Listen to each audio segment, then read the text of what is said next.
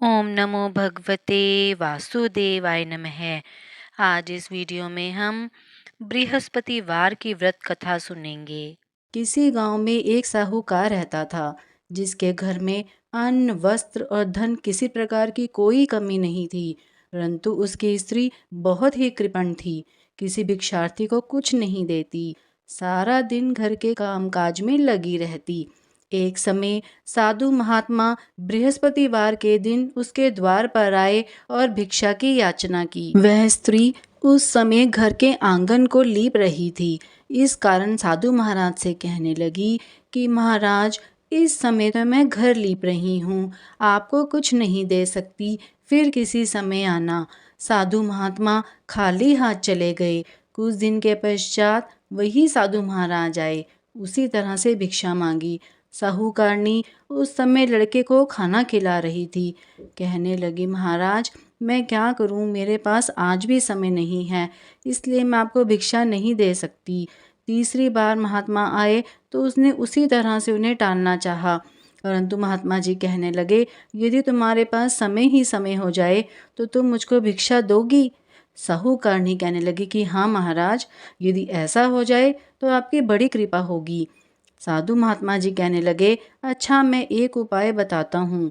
तुम बृहस्पतिवार के दिन चढ़ने पर उठो और सारे घर में झाड़ू लगाकर कूड़ा एक कोने में जमा करके रख दो। घर में चौका इत्यादि मत लगाओ।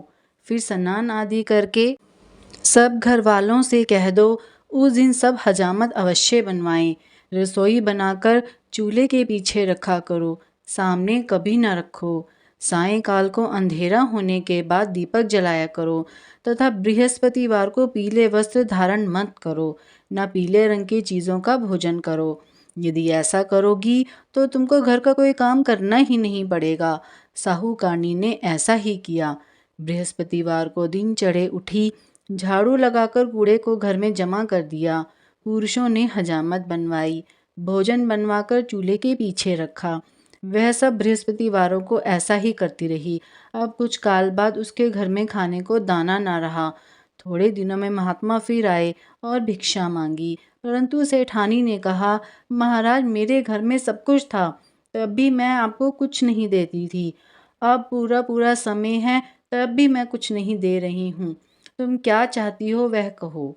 तब सेठानी ने हाथ जोड़कर प्रार्थना की कि महाराज अब कोई ऐसा उपाय करिए कि सब कुछ पहले जैसा हो जाए।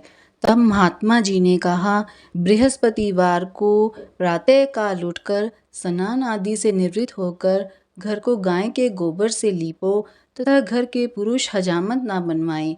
भूखों को अन्न जल देती रहा करो। ठीक सायंकाल दीपक जलाओ। यदि ऐसा करोगी तो तुम्हारी सब मनोकामनाएं भगवान बृहस्पति जी की कृपा से पूर्ण होंगी। सेठानी ने ऐसा ही किया और उसके घर में धन धान्य वैसा ही हो गया जैसा कि पहले था। इस प्रकार भगवान बृहस्पति जी की कृपा से अनेक प्रकार के सुख भोग कर दीर्घ काल तक जीवित रही। अगर आपने अभी तक मेरे चैनल को सब्सक्राइब नहीं किया है तो आप मेरे चैनल को सब्सक्राइब करें ताकि आपको मेरे आने वाली वीडियो की नोटिफिकेशंस मिलती रहें।